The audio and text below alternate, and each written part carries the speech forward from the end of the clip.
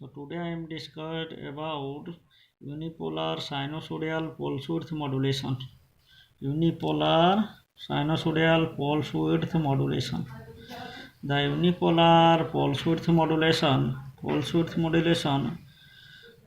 the polarity of the pulse width modulation output voltage remain positive or negative, for half cycle period of the output. For the half cycle period of output, must remember in this point, the unipolar pulse width modulation, the polarity of the pulse width modulation output voltage remain positive or negative for half cycle period of output. For example, in a positive half cycle, the output voltage polarity is either EDC or 0. Similarly, in the negative half cycle of the output voltage polarity is either minus EDC. So the positive half cycle of the output voltage polarity either plus EDC or 0, positive half cycle 0 to plus EDC. Similarly, the negative half cycle voltage output voltage polarity either 0 and minus EDC. This is called three-level pulse width modulation, since the output taken as the three voltage level, that is plus EDC, 0 and EDC minus of EDC. So the positive half cycle of the output voltage polarity either plus EDC or 0. Similarly, the negative half cycle of the output voltage polarity either minus EDC or 0. This is called three level of pulse width modulation, since the output is taken three voltage level, that is plus EDC, 0 and minus EDC. The unipolar pulse width modulations, the form is generated as follows. In the full bridge unipolar pulse width modulation inverter, the two half bridge are generated and two separate control signals. There are two control signals. One is a modulator signal 1 and modulator signal 2.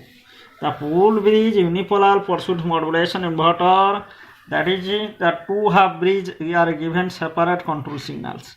That is, the bipolar triangular waveforms or peak amplitude is compared with the two sinusoidal modulating signal, where 180 degree out of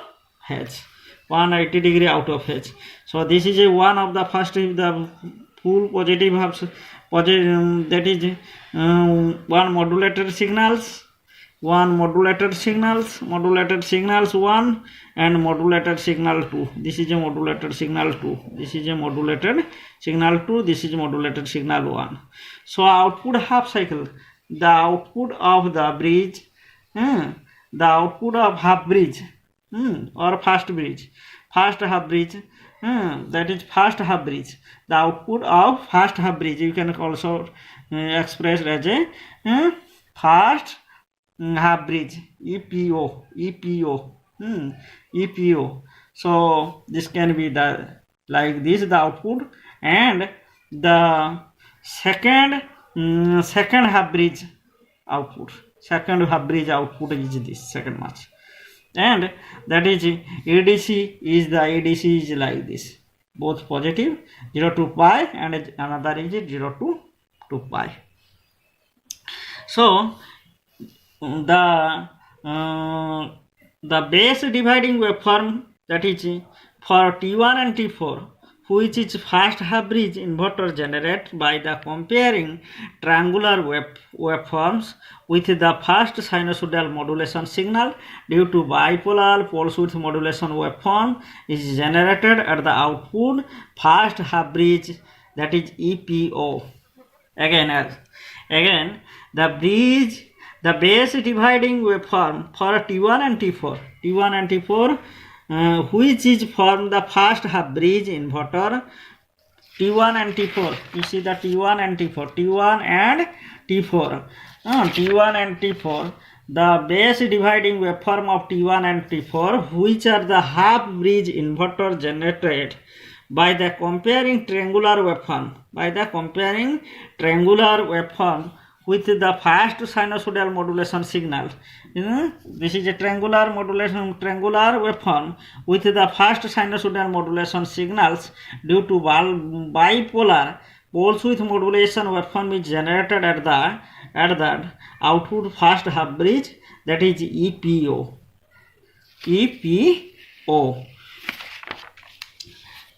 You see the diagrams. That is EDC is divided into two parts, that is EDC by 2 and EDC by 2. That is T1 thyristor and another is the thyristor T4. Another is T4.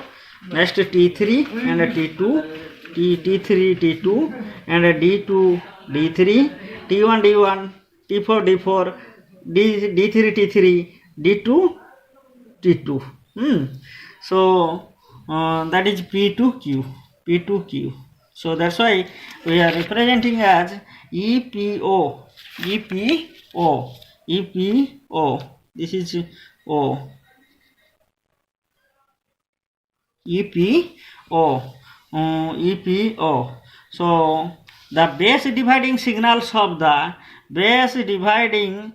signal for switch T1 and T3, which form the second half bridge T2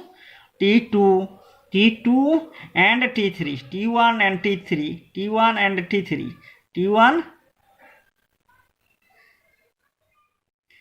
next T1 and T2 and T3, which is form the second half bridge inverters are generated by comparing triangular waveform, the second modulated signals out of phase modulated signals due to which bipolar poles with modulation signal is generated at the output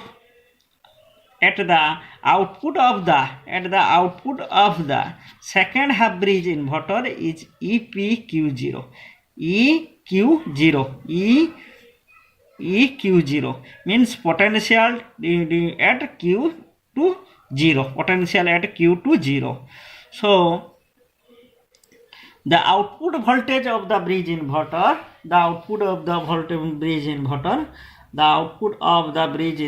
is EP0 minus EQ0.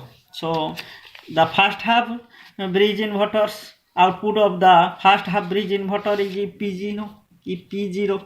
EP0. Next, second half output of the output of the bridge is EQ0.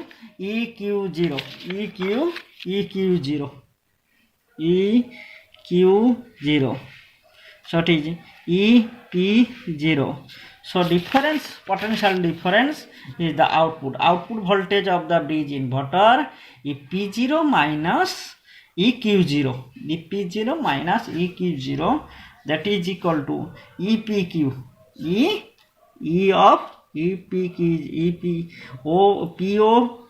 EQO. So that is equal to EPQ. This is called a load voltage, output voltage of the bridge inverter, or also it is also called as load voltage. So load voltage is equal to the potential difference between the first half bridge inverter, the output of first half bridge inverter, minus the second half bridge inverter. The output of the second half bridge inverter is the load voltage or the output voltage of the bridge inverters. So it can be concluded that the output voltage of the bridge inverter or load voltage equal to the output of the first half bridge inverter, that is EP0, minus the second output of the second half bridge inverter, that is EQ0. So EP0 minus EQ0 is equal to load voltage. You see the diagrams briefly. So output voltage is generated by using logic. You can also, the output voltage you can get like this. If the T1 and T2 is on, T1 and T2 is on, if T1 and T2 is on, get the EPQ, potential difference, the load voltage is equal to the supply voltage. Load voltage is equal to supply voltage.